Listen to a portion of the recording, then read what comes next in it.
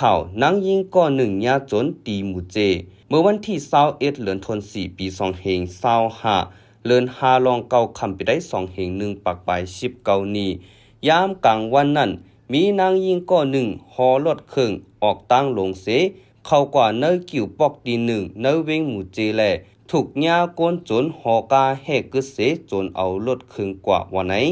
โกนเมืองเวงหมู่เจก่อหนึ่งลัดตีแต่ละแล้วว่าเนอเวงเฮาขาในโกนหายโกนจนแลขี้ยาเจอในนำหน้ากว่าเลยไปเลยก็อำปอรถเพ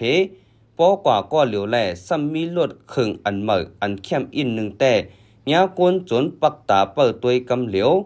ปออำมีเผาอยู่เฮินซ้ำขี้ยามาหาลักเอาโคกของจอมเนอเฮินตอนนั่งมีโกนอยู่เนอเฮินเขายังหัดเข้ามาลักเทียงลูก่อนจุ้มยิบกองกลางก่อนนำหน้าอำปึงอิงไหลเสจุ้มว่าไหน